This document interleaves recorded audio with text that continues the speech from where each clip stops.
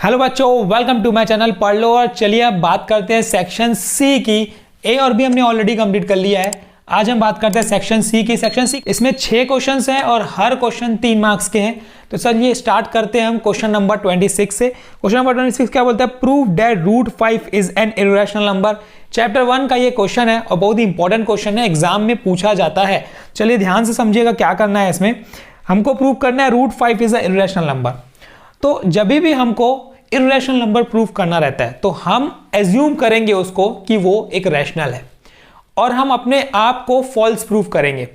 अगर मैं ये प्रूव कर देता हूं कि मैं फॉल्स हूं तो इसका मतलब अल्टीमेटली वो क्या चीज हुई, जो गिवन है वो ट्रू है। तो यही करना है इस कॉन्सेप्ट में। मतलब मेरे को करना ये है कि सबसे पहले हम लेट करेंगे, let root 5 be rational number. हम ये क्या मान लिए कि रूट 5 एक रैशनल नंबर है और रैशनल नंबर का जो फॉर्म होता है वो क्या होता है, a बाय बी। तो रूट 5 को हम क्या लिख सकते हैं, a बाय बी। अब यहां पे कंडीशन है here a and b are coprime. अब को प्राइम क्या होता है? को प्राइम वो चीज होती है जिसमें HCF क्या होता है, 1 होता है। HCF 1 का मतलब क्या होता है कि भाई दोनों के बीच में कोई कॉमन फैक्टर नहीं है। मतलब कोई भी दोनों में से A या B में से कोई भी ऐसा नंबर नहीं है जो दोनों एक ही नंबर से डिविजिबल होगा। मतलब दोनों का जो HCF है वो 1 है, कॉमन नहीं है दोनों में कुछ भी। ये हमने मान लिया, ये हमने एज्यूम किया है। तो अब क्या करेंगे, squaring both the side. Squaring both the side, यही प्रोसीजर आपको फॉलो करना है जो मैं आपको बता रहा हूं। एज इट इज लिखना है आपको, लेकिन समझ के लिखना है तो आपको याद रहेगा ये चीज सब। Squaring both the sides. कहीं नहीं समझ में आएगा तो आप मुझसे पूछ सकते हैं कमेंट सेक्शन में। स्क्वायरिंग बोथ साइड करेंगे तो ये कितना हो जाएगा, रूट 5 का whole square equals to a square by b square. ये क्या बन जाएगा, 5 equal to a square by b square. अब 5 को मैं इसके डिवाइड में ला सकता हूं, जाएगा ये b square equals to a square by 5। अब यहां पे एक थ्योरम लगेगा जो बहुत इंपॉर्टेंट थ्योरम है, जो हम इस क्वेश्चन के पहले हम वो पढ़ना चाहिए, तो वो हम बता देता हूं आपको। वो क्या बोलता है, इफ ए डिवाइड्स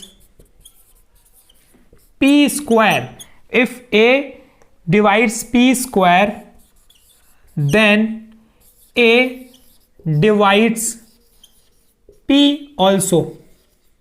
ये एक थ्योरम है जो आपको याद रखना है इस क्वेश्चन के लिए। अगर एक डिवाइड कर रहा है पी स्क्वायर को तो ए पी को भी डिवाइड करेगा। तो अब यहां पे ये कैसे लागू होगा, अभी मुझे दिख रहा है कि जो ये 5 है ये डिवाइड कर रहा है ए स्क्वायर को, इसका मतलब जो यही 5 क्या होगा, ए को भी डिवाइड करेगा। तो बाय दिस थ्योरम हम क्या लिखेंगे, if 5 divides a square then 5 divides a also. तो इसका मतलब ये क्या हो गया, इसको मैं लिख सकता हूं a बाय 5। अब ये a बाय 5 हो गया। अब मैं इसको लेट कर लेता हूं, let c is equals to a by 5। बहुत ही सिंपल है, कुछ भी नहीं था, बस ये थ्योरम लगाना था। If 5 divides a square then 5 divides a also, तो मैं क्या लिख दिया उसको, a बाय 5 कर दिया। अब यहां से a की वैल्यू क्या निकलेगी, 5 इंटू सी। ये आ गई इक्वेशन नंबर 2। अब इस 2 को पुट कर दो इसमें 1 में, इसको नाम दे दो 1। जहां जहां a है मैं क्या पुट कर सकता हूं, 5c पुट कर सकता हूं। तो ये बन जाएगा मेरा b square equal to 5c का होल स्क्वायर डिवाइडेड बाय 5। तो ये बन गया आपका 25c स्क्वायर डिवाइड बाय 5। 5 बन जा, 5 5 जा। तो यहां से आपको b स्क्वायर की वैल्यू क्या निकली, 5c स्क्वायर। तो यहां से c स्क्वायर की वैल्यू कितनी हो जाएगी, b स्क्वायर डिवाइड बाय 5। अब सेम थ्योरम आपको यहां फिर से लगेगा, if 5 divides b square then 5 divide b also. Same लगेगा, if 5 divides b square then 5 divides b also. तो इसका मतलब ये हुआ कि ये क्या हो जाएगा, b बाय 5 हो जाएगा। अब b भी 5 से डिवाइड हो रहा है, a भी 5 से डिवाइड हो रहा है, लेकिन हमने क्या माना था कि वो a और b दोनों को प्राइम है, मतलब कॉमन फैक्टर नहीं होना चाहिए। लेकिन अब क्या आ रहा है, कॉमन फैक्टर आ रहा है। क्या कॉमन फैक्टर आ रहा है, 5। a भी 5 से डिवाइड हो रहा है, b भी 5 से डिवाइड हो रहा है। लेकिन हमने जो एज्यूम किया था उसके हिसाब से नहीं होना चाहिए था, पर हम गलत हैं। तो हमने जो एज्यूम किया था कि वो को प्राइम है वो गलत हो गया। तो अल्टीमेटली ये क्या हो गया कि ये एक रैशनल नंबर नहीं है, ये क्या है, एक इररेशनल नंबर है। तो ये अब इसको स्टेटमेंट में लिखना है हमें, जो मैंने बताया आपको बस। Hence A and B have at least 5 as a common factor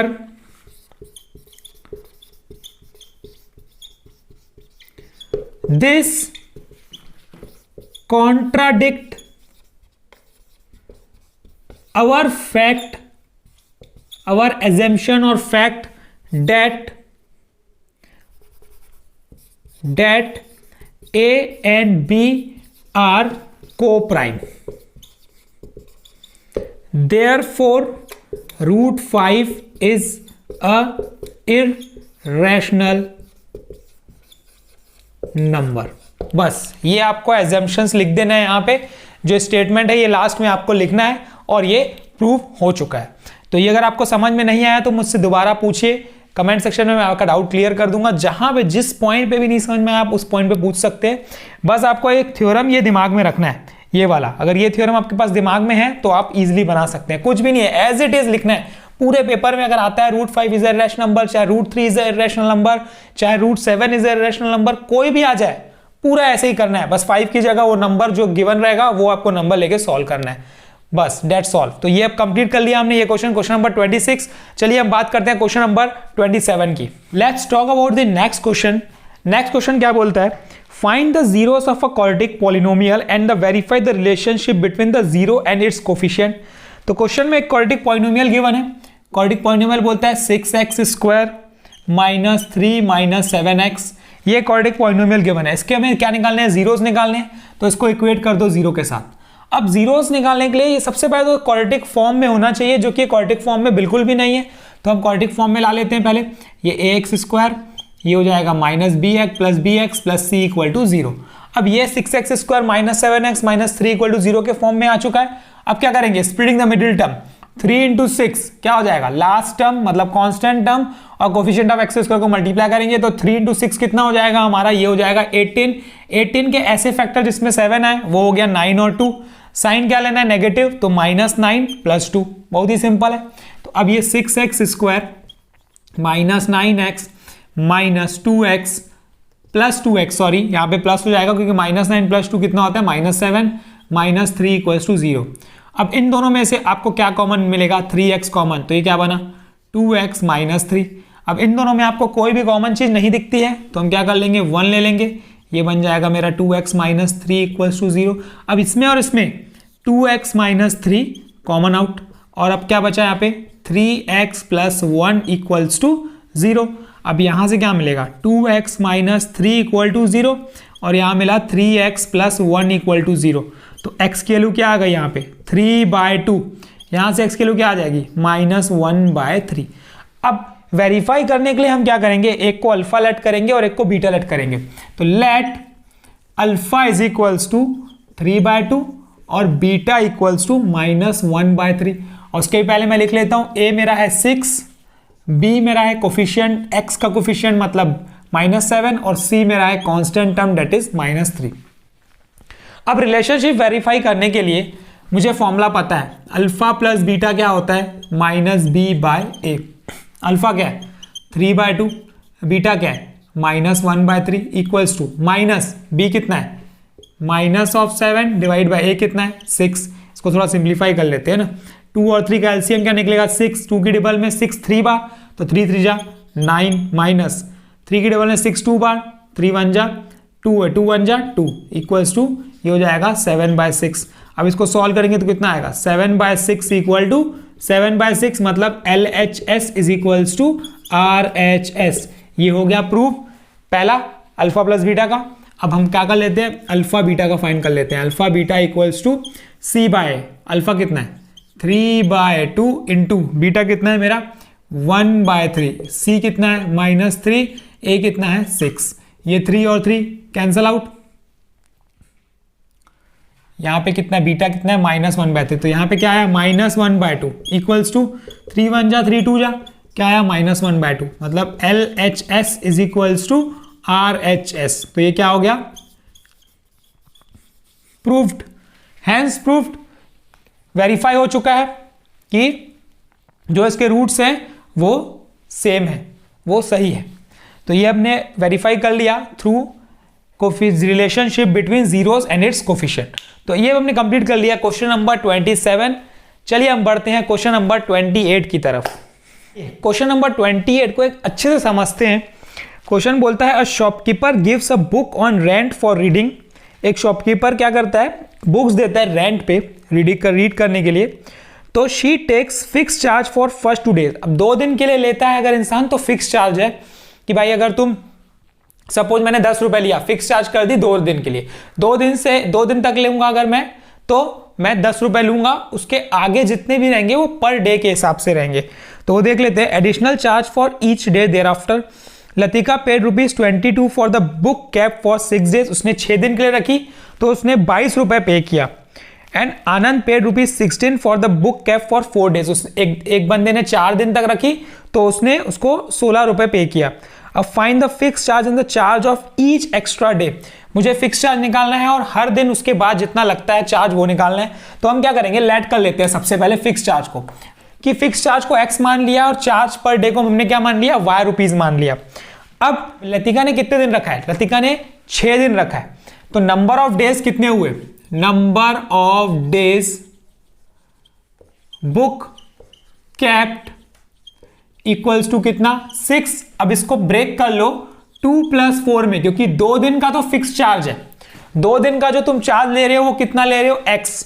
fix charge for 2 days भी x। तो अब मुझे पता चल गया है फिक्स चार्ज तो मैं लूंगा 2 दिन का। अब बाकी कितना दिन बचा, 4 दिन। अब 4 दिन का मैं लूंगा हर दिन के हिसाब से। तो 1 दिन का कितना कॉस्ट है y, तो 4 दिन का कितना हो जाएगा 4 × y। तो ये हो गया 4 × y। और दोनों को मिला के फिक्स चार्ज और 4 दिन जो उसने एक्स्ट्रा रखा उसका मिला के उसने कितना पे किया 22। तो पहली इक्वेशन यहां से बन गई x + 4y = 22। ये आ गई इक्वेशन नंबर 1। आनंद ने 16 रुपए पे किया लेकिन उसने कितने दिन रखा, 4 दिन। तो number of days book kept by Anand कितना है 4 मतलब 2 दिन का तो फिक्स है भाई। अब बाकी कितना दिन बचा, 2 दिन।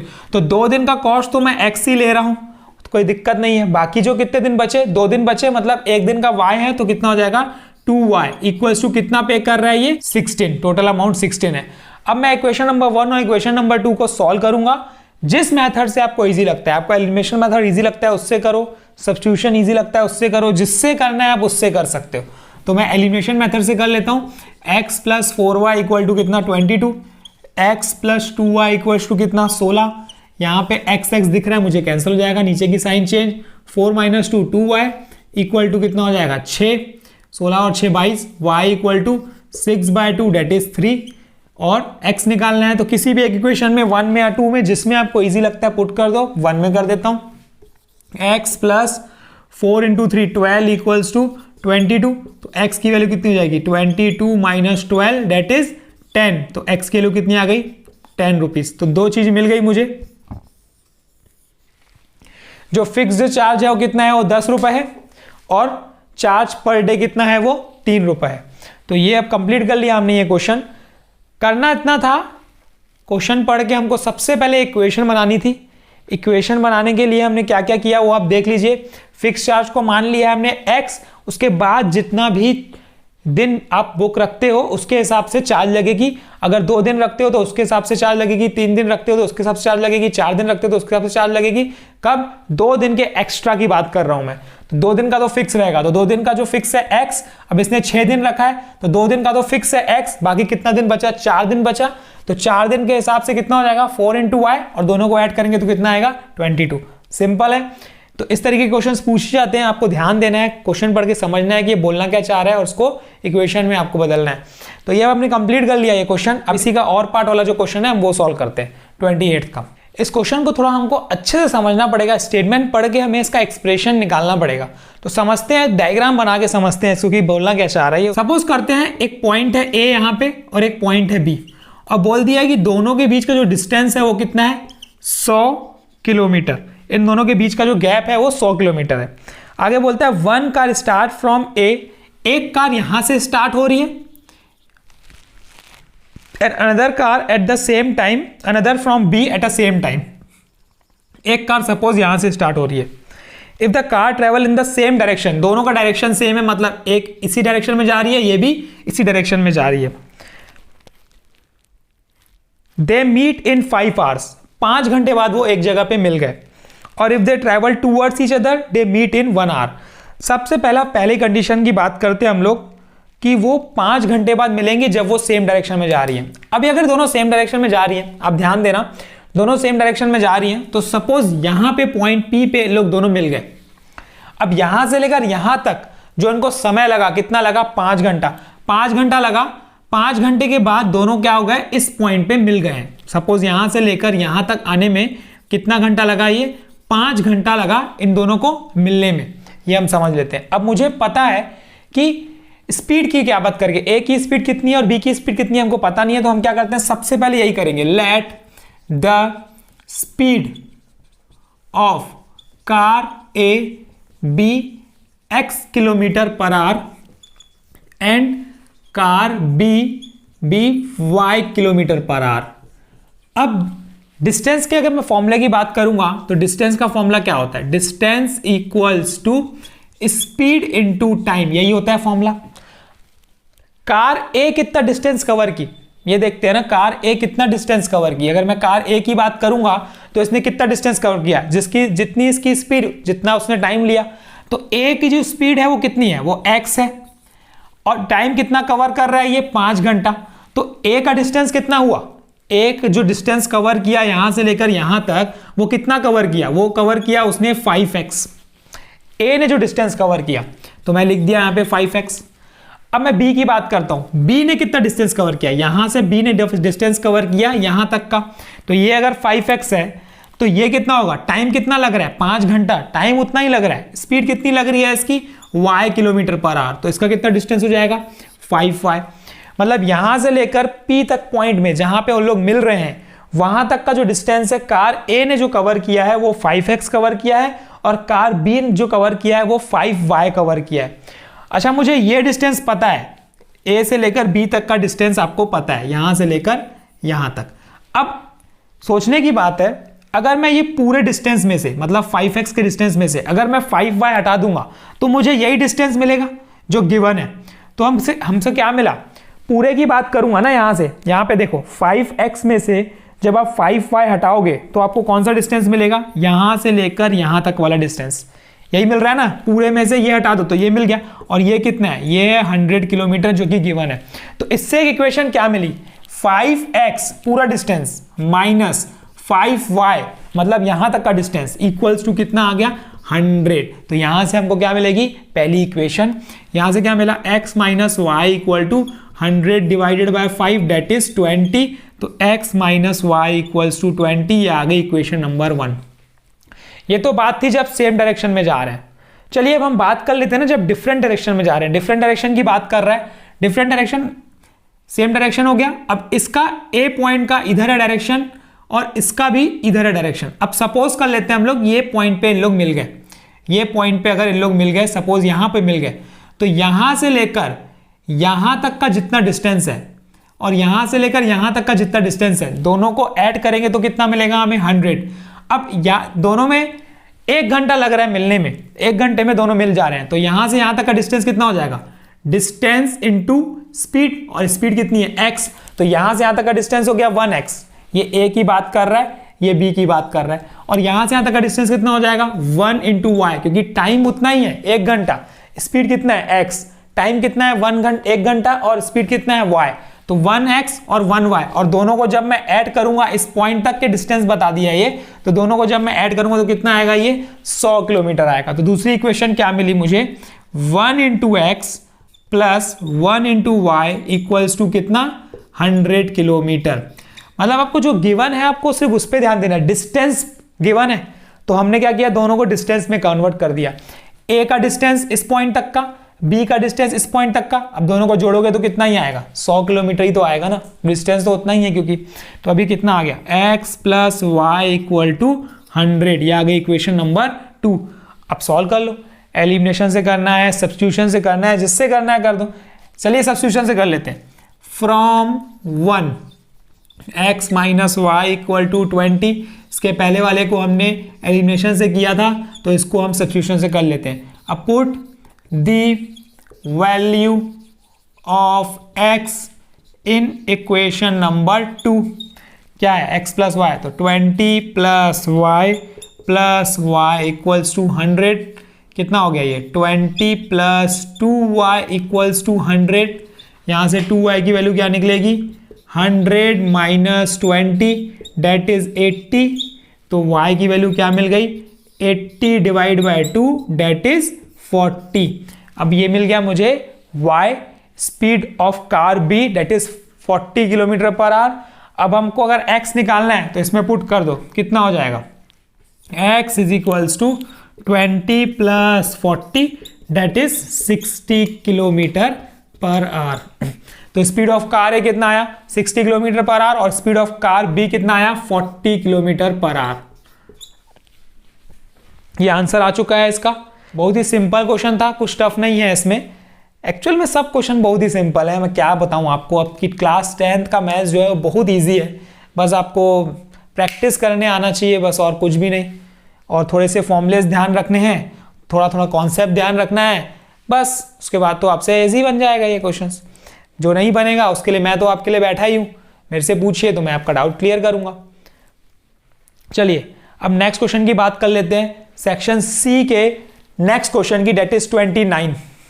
क्वेश्चन नंबर 29 की हम बात कर लेते हैं। क्वेश्चन नंबर 29 क्या बोलता है, in the figure P Q is a chord, जो कि हमें दिख रहा है कि एक पी क्यू एक कॉर्ड है ऑफ लेंथ 8 सेंटीमीटर, जिसकी लेंथ है of a circle of radius 5 centimetre, radius दे दिया गया 5 सेंटीमीटर, मतलब ओपी गिवन है हमारे पास, लेंथ कितना है 5 सेंटीमीटर।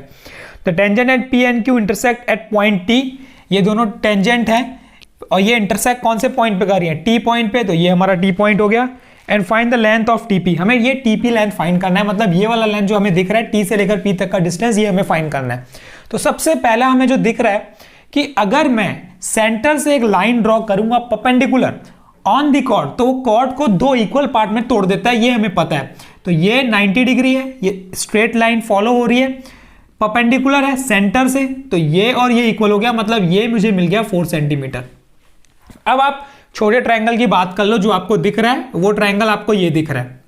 अगर आपको ये ट्रायंगल दिख रहा है अंदर का, ये है R, ये है P और ये है O, तो अब आपको दो चीजें मिल गई, ये मिल गया और ये मिल गया, और ये हमारे पास 90 डिग्री है। तो अब जब राइट एंगल दिख रहा है तो मैं पाइथागोरस थ्योरम इसमें लगा सकता हूं।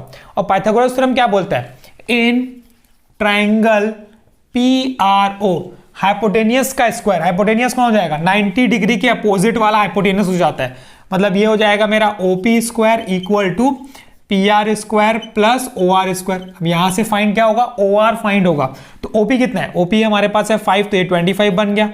PR कितना है 4, तो ये 16 बन गया, प्लस OR स्क्वायर। तो यहां से क्या निकलेगा 25 minus 16 equal to OR square, 9 equal to OR square. Square हटाऊंगा तो क्या स्क्वायर रूट लग जाएगा, तो OR की वैल्यू आ जाएगी 3 सेंटीमीटर। मतलब ये मुझे मिल चुका है 3 सेंटीमीटर, यहां तक कोई दिक्कत नहीं है, कंफ्यूजन नहीं है, मुझे OR मिल चुका है 3 सेंटीमीटर। अब ये क्यों निकाले मैं आपको बाद में बताऊंगा, क्योंकि हमें टीपी निकालने के लिए इसकी जरूरत पड़ेगी आगे चल के। अभी हम बात करेंगे दो ट्रायंगल की। कौन से दो ट्रायंगल को, हमें सिमिलर प्रूफ करना है। सिमिलर कौन से ट्रायंगल को प्रूफ करेंगे हम सिमिलर प्रूफ करेंगे दो ट्रायंगल को इन ट्रायंगल TPR, मतलब ये वाला ट्रायंगल TPR की बात कर रहा है, एंड ट्रायंगल PRO की बात कर रहा है, मतलब इसकी बात कर रहा है। तो एक चीज तो दोनों के पास है, क्या 90 डिग्री, और वो कौन सा है ये। अगर मैं इस ट्रायंगल की बात करूंगा तो एंगल TRP, देखो TRP 90 डिग्री है, इक्वल हो जाएगा किसके, PRO के, दोनों क्या है 90 डिग्री। इतना तो बहुत सिंपल है, इजी है।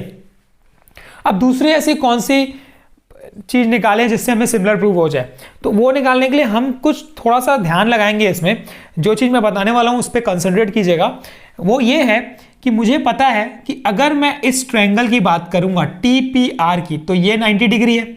जब ये 90 डिग्री है तो इन दोनों का सम मिला के 90 होगा, ये मुझे पता चल चुका है। मतलब ये प्लस ये मिला के दोनों कितना होगा, 90 डिग्री होगा। तो मैं यहां लिख लेता हूं angle RTP plus RTP plus angle TPR,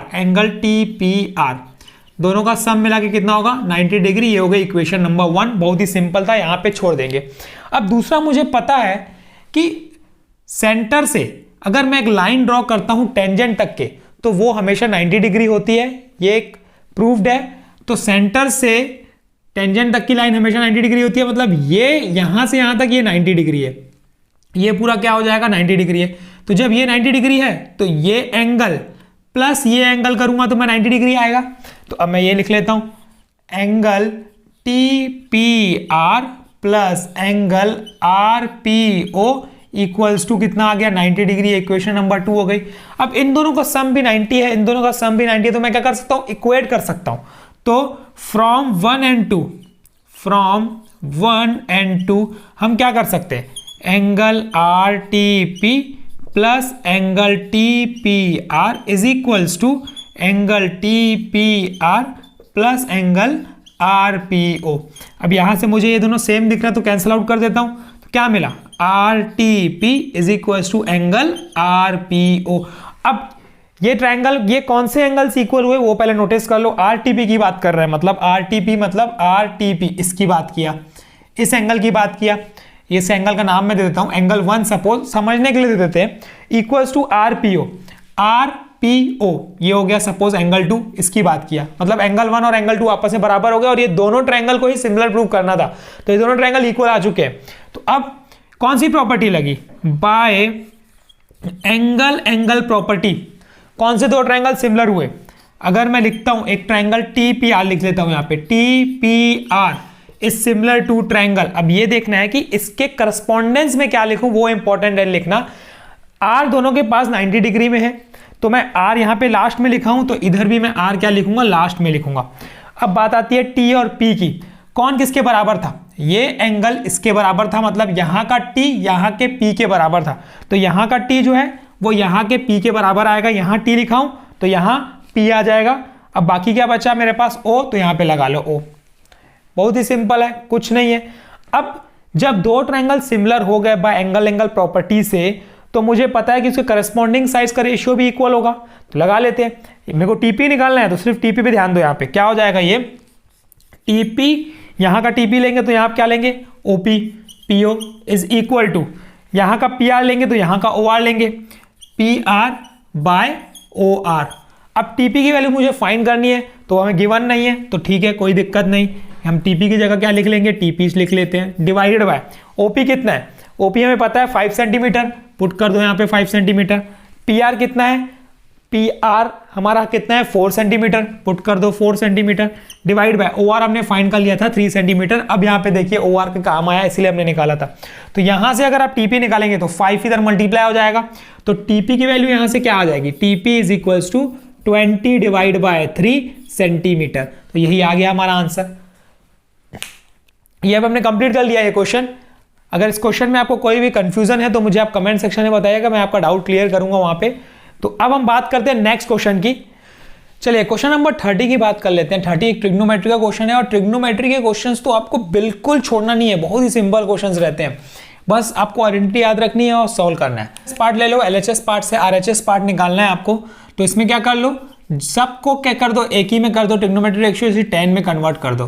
तो जहां जहां कॉट दिखता है आप क्या पुट कर दो, 1/10 प्लस कॉट को लिख दो आप 1/10 divided by 1 minus tan theta. सबको हमने क्या कर दिया, 10 में कन्वर्ट कर दिया। तो अब सिंप्लीफाई कर देते हैं, ये बन जाएगा tan स्क्वायर थीटा, ये tan डिवाइड में आएगा, इनटू में चले जाएगा, डिवाइड बाय ये बन जाएगा tan थीटा माइनस 1 प्लस ये क्या आ जाएगा 1 divided by tan theta into 1 minus tan theta, ये बन जाएगा हमारा। अब इसको अगर हम थोड़ा सा चेंज करेंगे, इसको 1 माइनस टेन थीटा है, टेन थीटा माइनस 1 करेंगे तो यहाँ की साइन बदल जाएगी। तो ये बन जाएगा ten square theta divided by tan theta minus 1 minus of 1 by tan theta into tan theta minus 1। अब क्या करेंगे, LCM, tan theta minus 1 tan theta minus 1 एक ही है, तो हम यहाँ लिख देते हैं tan theta into tan theta minus 1। अब क्या होगा, यहाँ पे टेन थीटा माइनस 1 ऑलरेडी है, क्या बचा टेन थीटा, तो ऊपर हम क्रॉस मल्टीप्लाई कर देते हैं, तो कितना बन जाएगा ये टेन क्यूब थीटा माइनस, अब ये ऑलरेडी है यहाँ पे पूरा का पूरा, तो कुछ नहीं आएगा 1। अब इसको हम बना सकते हैं A cube minus B cube के फॉर्म में, और ए क्यूब माइनस बी का फॉर्मूला क्या बोलता है, वो फॉर्मूला बोलता है A minus B in bracket A square plus B square plus A B, तो मतलब टेन थीटा डिवाइडेड बाय क्या बचा यहाँ पे tan theta into tan theta minus 1। क्या कैंसिल आउट हुआ, ये और ये कैंसल आउट। अब जो बचा नीचे एक ही टर्म बचा, तो हम क्या कर देंगे, डिस्ट्रीब्यूट कर देंगे। जैसे ही आप डिस्ट्रीब्यूट करोगे तो क्या मिलेगा, ten square theta divide by ten theta plus 1 by ten theta plus tan theta divide by tan theta. थोड़ा सा कट कर दो, जो कट हो रहा है, यहां से एक कैंसिल आउट होगा, यहां से ये पूरा कैंसिल आउट होगा, क्या बचा ten theta plus 1 by ten theta plus 1। अब आपको सब चीज किस में चाहिए, सेक और कॉसेक में चाहिए, और किसी में नहीं चाहिए। तो हम टेन को क्या लिख सकते हैं साइन बाय कॉस के फॉर्म में, तो हम कर देते हैं sine theta by cos theta plus 1 by cot, क्या 1 बाय टेन क्या होता है कॉट, तो ये बन जाएगा cos theta by sine theta plus 1। क्या कर देंगे एलसीएम, जब भी एलसीएम निकालोगे तो क्या मिलेगा, साइन थीटा आपको एलसीएम मिलेगा, और ऊपर क्या sine theta into cos theta आपको एलसीएम मिलेगा, sine theta into cos theta LCM मिल गया। अब ये क्रॉस मल्टीप्लाई हो जाएगा, तो यहाँ पे आ जाएगा sign square theta plus cos, इससे मल्टीप्लाई होगा तो यहाँ आ जाएगा कॉस स्क्वायर थीटा प्लस, अब यहाँ पे दोनों टर्म आ जाएंगे sign theta into cos theta. ये जो आ गया यहाँ तक।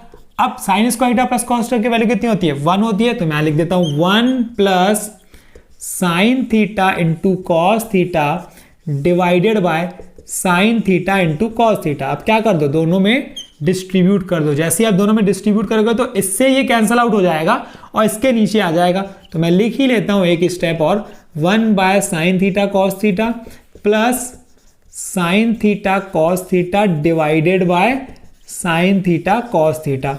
अब यहां से ये कैंसल आउट। अब 1 बाय साइन क्या होता है, कॉसेक थीटा, और 1 बाय कॉस क्या होता है, सेक थीटा प्लस 1। यही आ गया हमारा RHS, जो कि हो गया हैंस प्रूफ। यही हमें प्रूफ करना था, जो हमने कर दिया है। तो ये कंप्लीट कर लिया हमने ये क्वेश्चन, ट्रिग्नोमेट्री का क्वेश्चन था। सबको किस में कन्वर्ट कर दिया, सबको सबसे पहले टेन में कन्वर्ट कर दिया, सॉल्व कर दिया, फिर लास्ट में हमने उसको किस में कर दिया, साइन कॉस में चेंज कर दिया और सिंप्लीफाई कर दिया, तो हमारा RHS पार्ट आ चुका है। तो चलिए हम क्वेश्चन कंप्लीट कर लिया है। अब इसी का जो एक और पार्ट है क्वेश्चन में, वो भी हम कर लेते हैं। If sine theta plus cos theta equal to √3 then prove that tan theta plus cos theta equal to 1। ये बहुत ही सिंपल क्वेश्चन है। अगर दोनों चॉइस आई है मेरे पास तो मैं डेफिनेटली ये सॉल्व करूंगा, क्योंकि ये बहुत सिंपल क्वेश्चन है। तो ये है sine theta plus cos theta equals to √3। तो हमें जब ये गिवन है तो आपको सिर्फ इतना करना है कि सबसे पहले स्क्वायरिंग बोथ दी साइड कर दो, स्क्वायरिंग बोथ दी साइड। जैसे आप स्क्वायरिंग बोथ दी साइड्स करेंगे तो ये क्या बन जाएगा, sine theta plus cos theta का होल स्क्वायर इक्वल टू √3 का होल स्क्वायर। ये क्या बन गया, A square plus B square plus 2 into A into B 3। अब ये sine square theta plus cos square theta identity बन गई। इसकी वैल्यू होती है 1 plus 2 sine theta cos theta equals to 3। 1 को उधर ट्रांसफर कर देते हैं, ये क्या बन जाएगा 2 into sine theta cos theta equal to 3 minus 1 that is 2। अब यहाँ पे क्या आ जाएगा, sine theta into cos theta equals to 2 divide by 2 that is 1। यहाँ पे छोड़ दो, sine theta into cos theta की वैल्यू कितनी आ गई, 1 आ चुकी है। अब मुझे प्रूफ क्या करना है, मुझे प्रूव करना है tan theta plus cot theta की वैल्यू इक्वल्स टू 1 लानी है। tan theta plus cos theta की वैल्यू, tan को क्या कर दो, चेंज कर दो sin बाय cos में, cos को cot को लिख दो cos बाय sin में। अब इसका एलसीएम कैसे निकालते हैं, sin थीटा cos थीटा लिख दिए, इसको इधर मल्टीप्लाई कर दिए तो ये क्या बन गया sin स्क्वायर थीटा, प्लस इसको इधर मल्टीप्लाई कर दिए तो cos स्क्वायर थीटा। एलसीएम निकालने तो आपको आते ही होगा, इतना तो आप सीख ही गए होंगे क्लास 10th में। sin square theta plus cos square कितना हो जाएगा, 1 divided by sin theta into cos theta.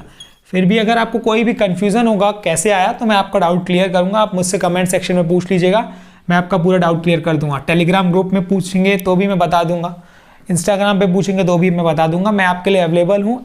आपको जो डाउट है मुझसे पूछिए। तो अब ये 1 by sine theta into cos theta की वैल्यू आ गई, और यहाँ से साइन थीटा कॉस थीटा की वैल्यू कितनी थी, 1 हमने ऑलरेडी निकाल दी थी, तो 1 डिवाइड बाय 1 कितना आया, 1, यही हमें लाना था RHS में, तो ये क्या हो गया, हैंस प्रूव्ड। ये हमने सॉल्व कर लिया है क्वेश्चन, बहुत ही सिंपल क्वेश्चन था, दोनों में चॉइस थी तो मैं ये जरूर बनाता क्वेश्चन, क्योंकि ये बहुत ईजी है। तो ये हमने कंप्लीट कर लिया क्वेश्चन नंबर 30। चलिए हम बात करते हैं क्वेश्चन नंबर 31 की। क्वेश्चन नंबर 31 प्रोबेबिलिटी का क्वेश्चन है। Two dice are thrown at the same time. What is the probability that the sum of two number appearing on the top of dice is first 8, 13 और less than or equal to 2? सबसे पहले ये समझते हैं हम लोग कि possibilities कितनी है। अगर मैं 2 डाइस को थ्रो करता हूं तो कितनी पॉसिबिलिटीज है, सबसे पहले मैं आपके लिए वो लिख लेता हूं।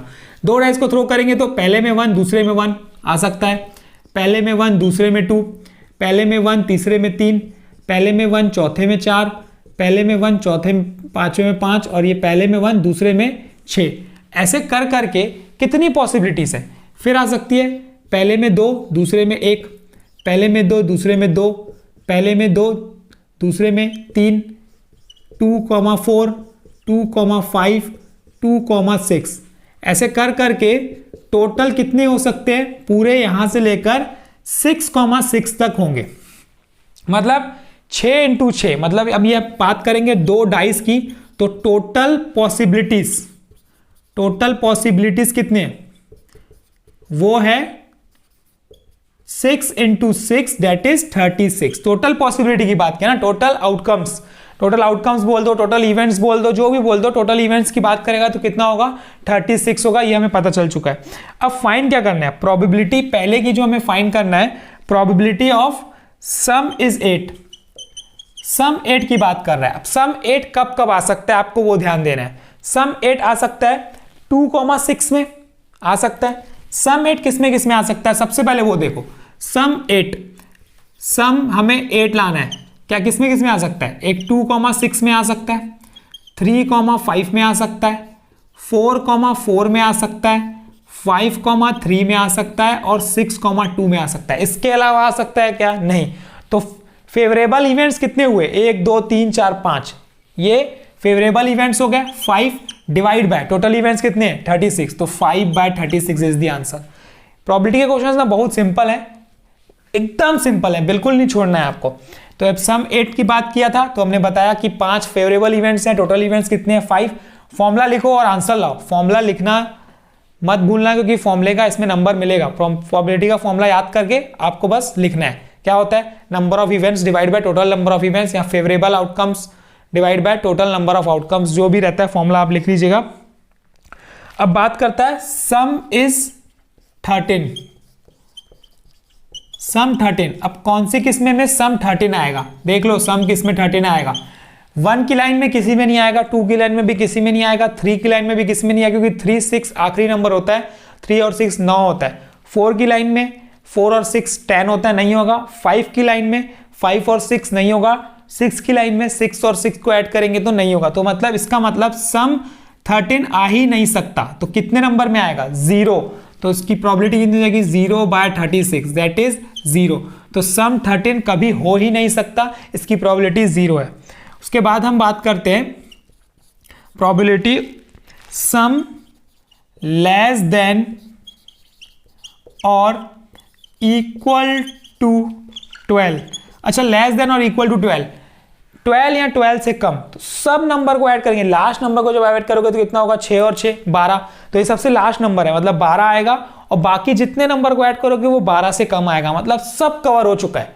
तो मतलब पूरे फेवरेबल आउटकम्स कितने हो गए, सब हो गए। तो इसका मतलब 36 डिवाइडेड बाय 36, तो 36 कैंसिल हो जाएगा तो 1, तो 1 इज दी प्रोबेबिलिटी, मतलब 100% प्रोबेबिलिटी है कि सम कितना आएगा, लेस देन और इक्वल टू 12। कोई भी नंबर ले लो वो लेस देन और इक्वल टू 12 होगा ही होगा। तो ये अब हमने कंप्लीट कर लिया प्रोबेबिलिटी के क्वेश्चन, और इसी के साथ सेक्शन सी पूरा कंप्लीट हो चुका है हमारा। अब हम नेक्स्ट वीडियो में सेक्शन डी लाएंगे, लेकिन उसके पहले अगर आपको ये जितने भी क्वेश्चन हमने किए हैं, 6 क्वेश्चन 7 क्वेश्चन जो भी किए हैं हमने, अगर आपको इसमें कोई भी कंफ्यूजन है, किसी भी पॉइंट पे छोटे से छोटा डाउट भी अगर है तो आप मुझसे पूछिए, मैं आपका डाउट क्लियर करूंगा, क्योंकि डाउट क्लियर करना बहुत जरूरी है। उसी से अगर आपको आगे के क्वेश्चंस बनने हैं, तो इसीलिए पूछिए, जो भी समझ नहीं है आप मुझसे पूछिए, मैं आपका डाउट पूरा क्लियर कर दूंगा। और अगर आप इस चैनल पे नए हैं तो इस चैनल को सब्सक्राइब कर लीजिए, इस वीडियो को लाइक कीजिए और अपने दोस्तों में शेयर जरूर कीजिए, क्योंकि हर किसी को एक कॉन्सेप्ट मिलने चाहिए ताकि सबके नंबर आए। क्लास 10th में का रिजल्ट जो है ना बहुत अच्छा आना चाहिए। तो थैंक यू, कल फिर मिलते हैं नेक्स्ट वीडियो के साथ।